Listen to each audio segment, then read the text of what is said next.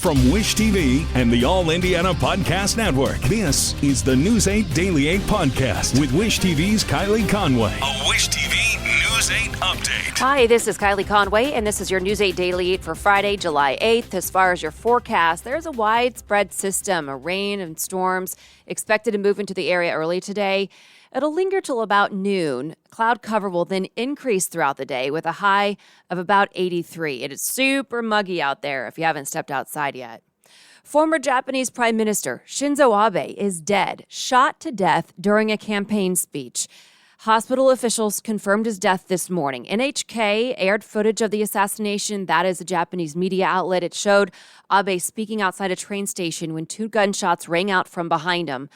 Fire officials say Abe wasn't breathing and his heart had stopped. He was being airlifted to a hospital. Doctors say Abe died from excessive bleeding. NHK reports police arrested the 41-year-old suspect at the scene with what appeared to be a homemade gun. Abe was 67. He was Japan's longest-serving leader before stepping down in 2020 due to a chronic stomach condition. He'd still remained incredibly involved in politics there. His speech, he was actually campaigning for a candidate there in the upcoming national elections. And then overnight, U.S. Secretary of State Antony Blinken said Abe had been an unwavering ally. I do have to say before we meet how deeply saddened and deeply concerned we are by the news coming from Japan about the attempt on the life of former Prime Minister Abe. Many world leaders have commented, condemning the attack as barbaric. On Twitter, London's mayor called it an attack on democracy and a shameful act of cowardice to silence a political leader. European Council President Charles Michel tweeted, shocked and saddened by cowardly attack on Shinzo Abe while performing his professional duties. A true friend, fierce defender of multilateral order and democratic values. Here locally, a missing toddler is safe, but the search goes on in Indianapolis. Officers say someone dropped off Jaylee Latson near her home last night. Police are trying to find a woman seen holding the girl in doorbell camera video. It was about 4 o'clock yesterday morning. Investigators don't know if the same person dropped the girl off or someone else did. They're also trying to figure out if the child could have walked away on her own. I'm happy to say, you guys saw me earlier again. I work with you all almost daily, and so it's certainly eye-opening and certainly disturbing whenever we have a missing toddler or 2-year-old. And so I can't thank the community enough. The investigators, they thank the community for all those tips that came in. Right now, no one is facing criminal charges. IMPD asks anyone with information to call 911. And today, the Biden administration zeroes in on potential abortion bans. Legislative leaders from several states, including Indiana, will be in Washington as President Biden takes executive action. Biden will deliver remarks at 11:30 this morning and then sign an executive order meant to protect access to abortion. This comes about less than a month after the Supreme Court overturned Roe v. Wade. The president's plan aims to lessen potential penalties that women could face when seeking abortion. He's expected to order the Justice Department and Health and Human Services to push back on efforts to limit access on federally approved abortion medication or crossing state lines for abortion services. Biden's order will also direct agencies on how to educate providers and insurers about how and when they report patient information to law enforcement and take measures to protect the privacy of those searching about reproductive care online. Then this afternoon, the Indiana State House Democratic leader will meet with Vice President Kamala Harris. The Indiana House Democratic Caucus says Phil Giaquinta will join other Democratic lawmakers from 5 states where abortion bans could be passed soon.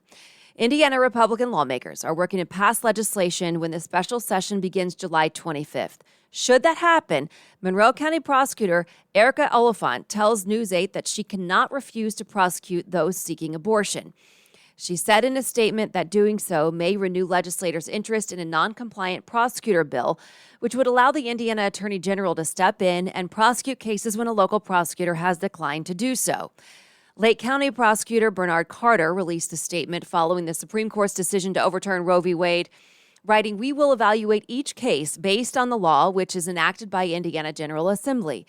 Marion County Prosecutor Ryan Mears said after the Supreme Court's ruling that he will not file criminal charges against doctors or patients. President Biden says Congress will ultimately have to act to codify Roe v. Wade into federal law. New numbers from the state health department show nearly 8,500 women had abortions in Indiana last year. That's the most since 2011. Nearly 99% came before the 14-week mark of the pregnancy. More than half were through medication. We spoke to IU law professor Jody Madeira about what the data can indicate. I believe that these reports show that women will obtain abortions under any circumstances. They will order pills if they have to from overseas. They will travel to states if they can afford it.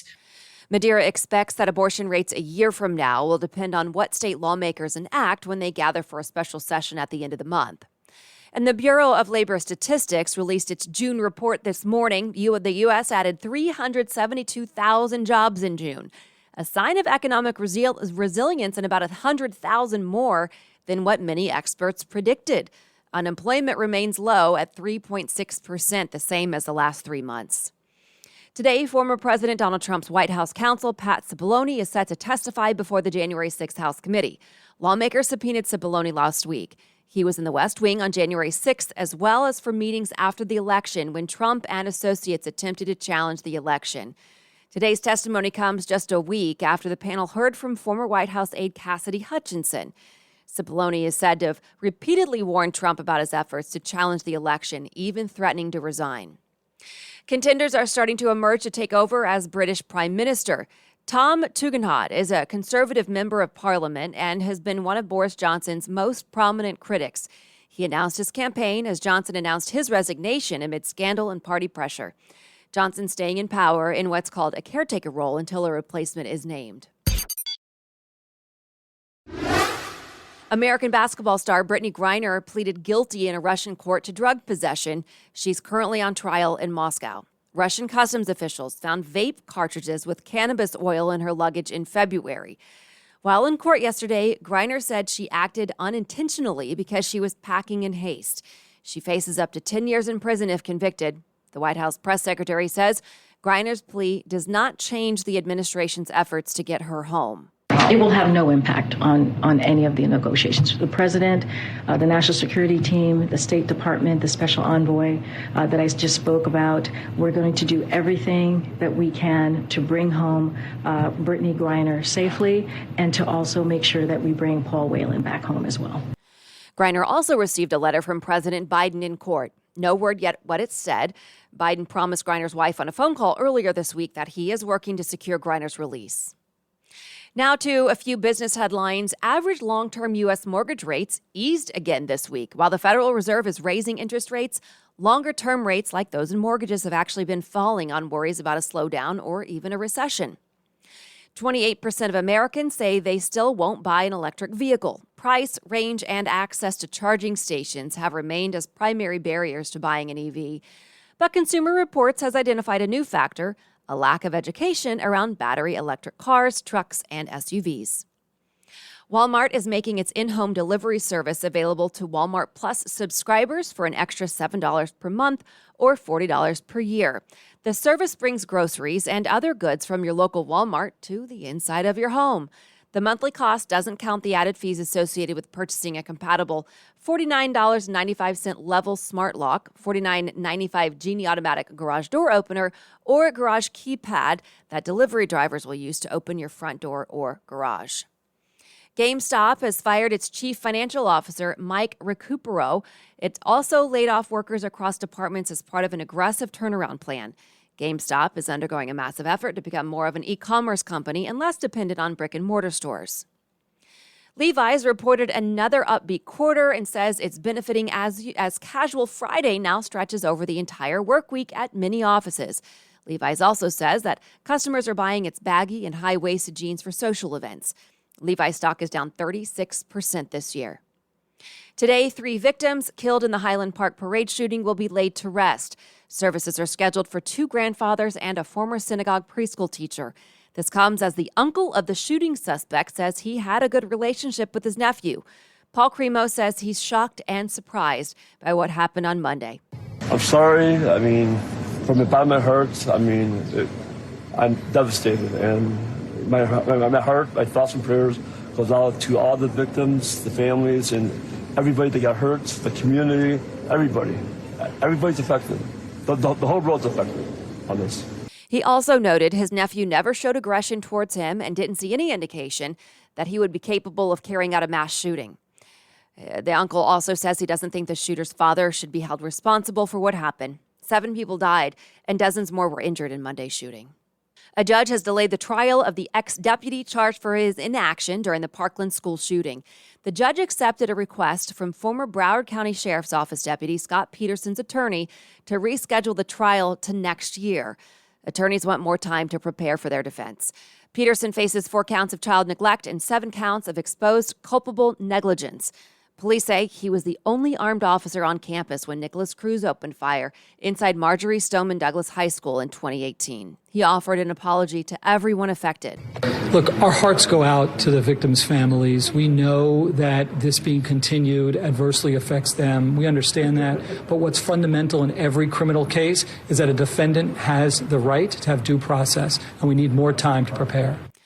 Prosecutors say Peterson hid outside the building during the mass shooting. A federal judge sentenced the former Minneapolis police officer who killed George Floyd to 21 years. The time comes after Derek Chauvin entered a plea agreement on charges that he violated Floyd's civil rights. The judge told Chauvin his actions in May of 2020 were simply wrong and offensive. Last year, in a state trial, a jury found Chauvin guilty of pinning Floyd to the pavement for more than 9 minutes, killing him. Floyd's family spoke after the new sentence, saying that they wish that they had just gotten an apology. Chauvin's plea agreement calls for the federal sentence to be served alongside his state sentence of more than 22 years. Wildlife experts say bird flu may be causing a dramatic rise in seal deaths off the coast of Maine. They've counted 74 dead seals since May, 3 times the normal number. The theory, avian flu is spreading into the food chain. Officials are also looking into cases among foxes, skunks, and coyotes.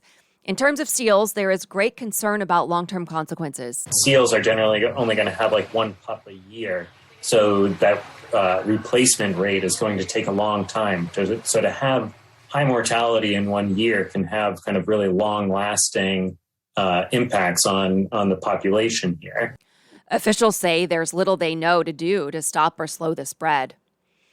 Northwest Way Park Pool on 62nd near Moeller and Georgetown joins 7 other Indianapolis pools currently open. Indy Park says Bethel and Garfield Park pools are temporarily closed for maintenance, though. Several others are still closed because of a lifeguard shortage.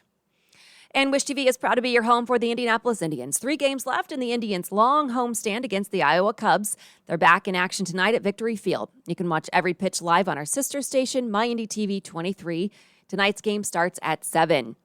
And Wish TV is also proud to be your home for the Indy 11. The Boys in Blue host Detroit City FC tomorrow, and it's Wish TV Day at Carroll Stadium. We'd love to see you there. If you can't make it, you can watch the match live at 7 p.m. on our sister station, MyIndyTV 23. This has been your News 8 Daily 8 for Wish TV. I'm Kylie Conway, online at wishtv.com, and follow us on Facebook when you search Wish TV. This is the News 8 Daily 8 podcast with Wish TV's Kylie Conway. A Wish TV News 8 update on demand for even more on demand and on the go. Connect with Wish TV on Facebook at wishtv.com and on the free Wish TV mobile app. Thank you for listening, and be sure to like, subscribe, and follow this podcast for updates every weekday morning on the All Indiana Podcast Network and wherever you get your podcast.